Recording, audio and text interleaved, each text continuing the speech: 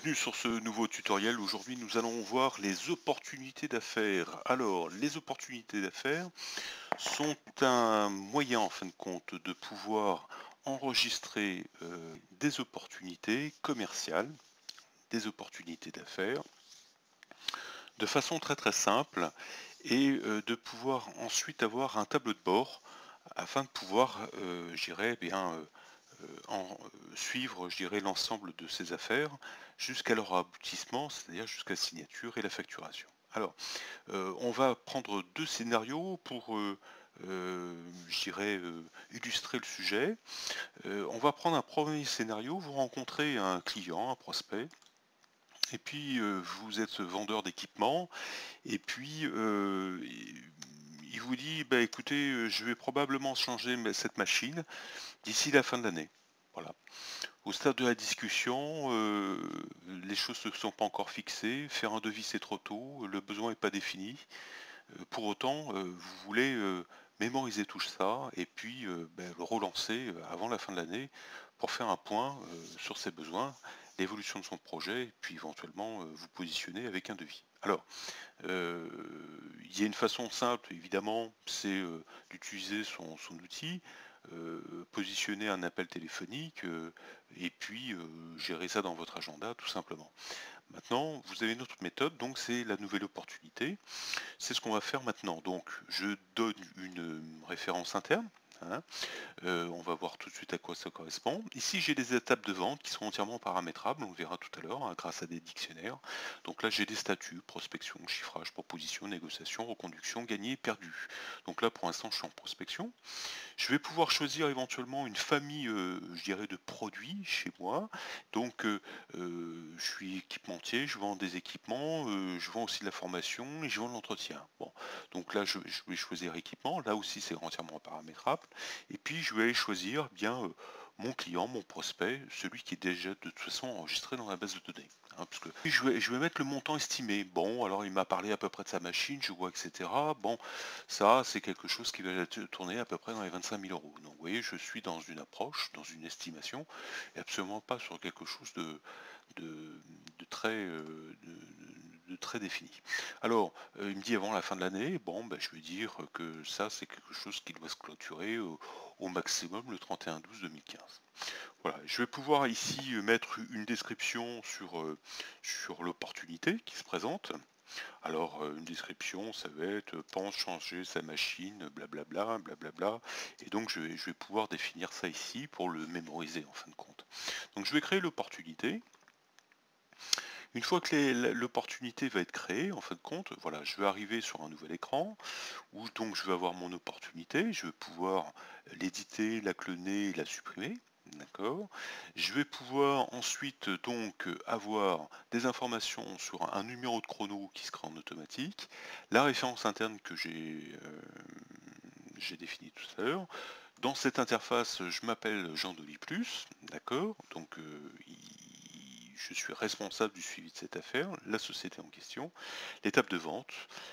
Le type d'opportunité, donc on a vu tout à l'heure, c'est les équipements, l'approche budgétaire, la date de clôture 31 décembre, le montant réel pour l'instant c'est 0, la petite description avec blablabla, et puis éventuellement un outil, un premier outil qui va être la date de relance. Donc écoutez, nous sommes par exemple en septembre, je lui ai fait dire qu'éventuellement une position début octobre, voire mi-octobre, ça pouvait être convenable afin de pouvoir éventuellement envisager à nouveau ce projet. Bon. Alors admettons que ce soit mi-octobre, je vais sur mi-octobre, je me dis jeudi, il faudra que je pense à relancer cette affaire et je l'ajoute. Si c'est pas moi qui m'en occupe, je peux déléguer cette tâche à quelqu'un d'autre, hein.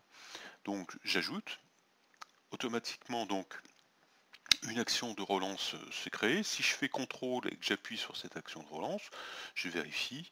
J'ai bien donc une relance d'opportunité qui s'est créée avec la mise en automatique, je dirais, de relance opportunité Azure Provence et le numéro de mon opportunité. C'est un événement sur toute la journée qui s'est créé avec en pièce jointe, en objet lié, pardon, mon opportunité que je peux éventuellement réouvrir à partir de là, hein. Voilà. Donc, j'ai bien un événement qui monte sur mon agenda, et là, je peux éventuellement parler de probabilité de transformation. Donc, admettons que c'est quelqu'un que je connais bien, je sais, il m'a parlé d'un marché qui allait arriver, etc., etc. Allez, j'y crois à 60%, donc je peux mettre un indice de probabilité. Et je vais pouvoir éventuellement compléter ce formulaire. Là, on a mis test avec l'outil donc pour ajouter des champs de formulaire, l'outil classique dans, dans l'espace de l'I+, afin de pouvoir ajouter des formulaires. Alors, c'est pas tellement l'objet de ce tutoriel, mais rapidement, donc je clique sur information et j'arrive ici dans la gestion des champs complémentaires, et donc j'ai toujours le loisir de pouvoir ajouter dans le groupe IN, hein, donc IN, éventuellement un champ, une liste déroulante, etc. Bref, tous les critères qui vont vous permettre éventuellement de continuer à qualifier, je dirais, ce type d'opportunité dans votre entreprise, puisque chaque entreprise, chaque métier peut avoir, je dirais, des critères de qualification différentes. Donc on peut venir les consigner ici grâce à ces champs sans programmation et venir très rapidement, quelques minutes, compléter le formulaire qui est là. Voilà, donc j'en suis là au niveau de mon scénario. Le 15 octobre, donc je le rappelle, et il me dit oui, effectivement, il faudrait qu'on se rencontre. Donc je peux définir un rendez-vous, bien évidemment, avec mon interface, d'accord, prendre rendez-vous. C'est pas l'objet de ce tutoriel. Et voilà, là, suite à cette discussion, cahier des charges, et là, je suis en mesure éventuellement de chiffrer. Donc, je vais pouvoir éditer et dire éventuellement que je suis dans l'étape chiffrage. Voilà, donc je peux faire avancer mon statut. Bien évidemment, on va le voir tout à l'heure, on a des listes qui vont permettre de retrouver toutes ces opportunités. Et donc là, je suis dans l'étape chiffrage. Voilà. J'avance parce qu'il me faut quelques jours, il faut que je demande à l'usine, etc. J'ai toutes les informations. Voilà, je peux créer ma proposition. Ma proposition est créée. Une fois que ma proposition est créée, donc j'ai ici la possibilité d'associer des documents à cette opportunité. Donc je vais pouvoir aller choisir l'opportunité, la proposition. Donc ça m'ouvre toutes les propositions en statut brouillon ou je dirais validées, qui sont là et disponibles par rapport à ce client. Donc simplement je vais associer l'opportunité, pardon, la proposition. Et donc là j'ai une proposition avec un montant TTC qui elle-même a un indice de probabilité avec un chiffre d'affaires hors taxe pondéré. Donc on a la possibilité donc de pouvoir ajouter ensuite autant de propositions que l'on souhaite. On va prendre un exemple. Admettons que cette proposition, finalement, ne convienne pas dans le cycle de vente. Il s'agit d'en faire une autre. Donc, je vais cloner ma proposition actuelle. Je vais modifier ma proposition. Je vais éventuellement donc l'amender, hein, la corriger, etc. Faire quelque chose. Alors, je vais la modifier comme ça, on verra qu'il y a un prix différent. Et donc, on verra bien les différentes étapes. Donc éventuellement, voilà, au lieu de mettre 1, je vais mettre 10. Donc peu importe le contenu, hein, de la proposition, c'est simplement voilà. Pour une illustration, je peux venir ici rafraîchir. Et donc j'ai une nouvelle proposition là qui arrive avec un montant légèrement différent. Voilà. Et je vais pouvoir donc l'associer. Alors pourquoi je fais ça? Parce que je vais pouvoir, j'irai faire monter donc différentes propositions qui dépendent qui illustrent éventuellement pardon, je dirais les différents stades, hein. Je fais une proposition, ça convient pas, j'en fais une deuxième, etc. Ça me permet d'avoir la mainmise et je dirais la visibilité sur le cheminement commercial, et grâce au statut qu'on va retrouver sur les propositions, alors normalement je devrais pas avoir un statut facturé, hein, on est d'accord, je devrais avoir plutôt un statut ici clôturé et puis un statut ici validé, mais ça va me permettre donc d'avoir une visibilité, je dirais globale, sur, je dirais, les documents qui sont attachés à cette opportunité d'affaires. Donc on est toujours, je dirais, en décalage entre les montants réels qui sont ici et le montant d'estimation, hein. Donc c'est à vous de réestimer éventuellement l'opportunité, hein. L'estimation, c'est une approche, hein, on n'est pas au centime près, afin de pouvoir, je dirais, avoir ensuite une vision dans les tableaux de bord comme on va le voir tout à l'heure. Donc cette proposition, donc je vais faire bouger mon statut. De proposition ensuite, je vais passer en négociation, etc. Et je vais pouvoir faire évoluer mon opportunité. Donc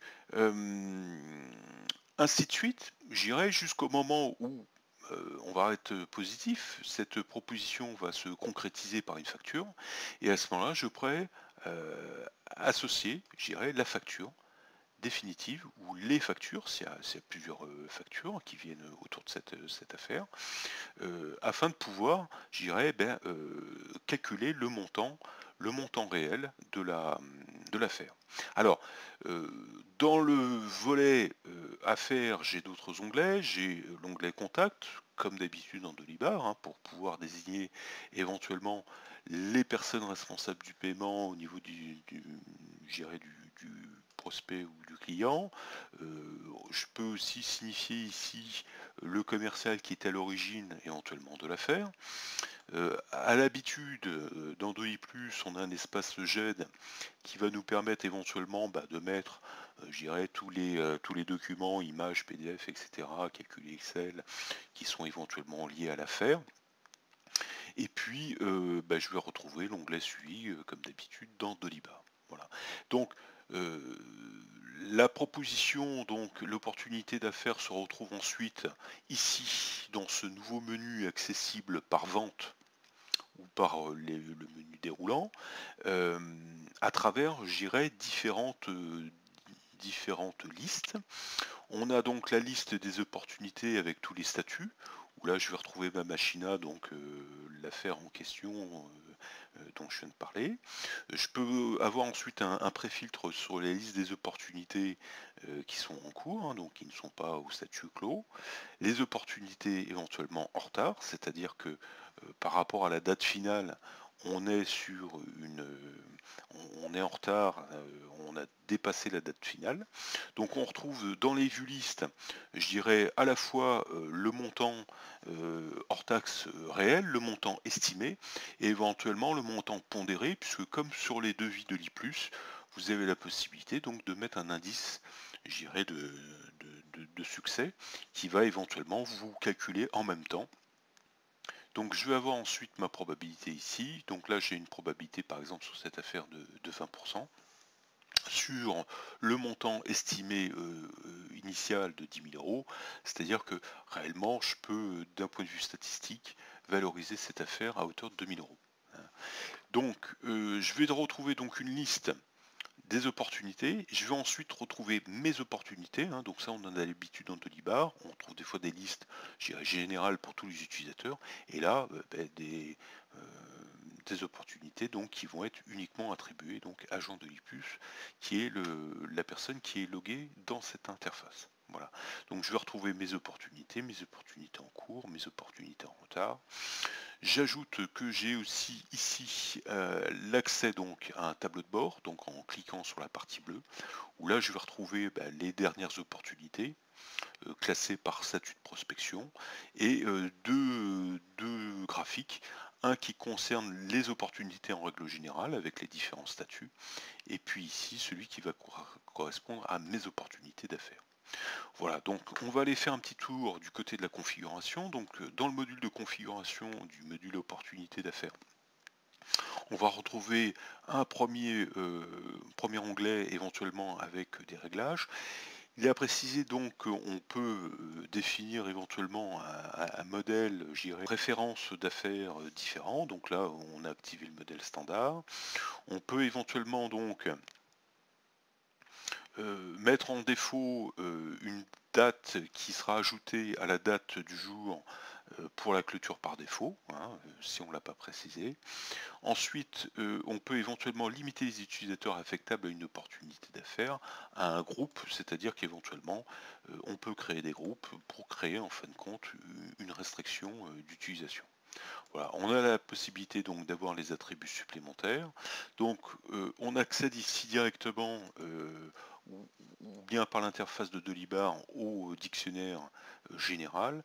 Et là on va pouvoir retrouver à la fois, j'irai, deux listes complètement configurables, la liste des statuts avec la position ici, donc ça apparaîtra dans cet ordre-là, hein, donc la position est importante, et éventuellement ici les catégories, on va dire marché ou les catégories dans lesquelles vous voulez éventuellement classer les opportunités, hein.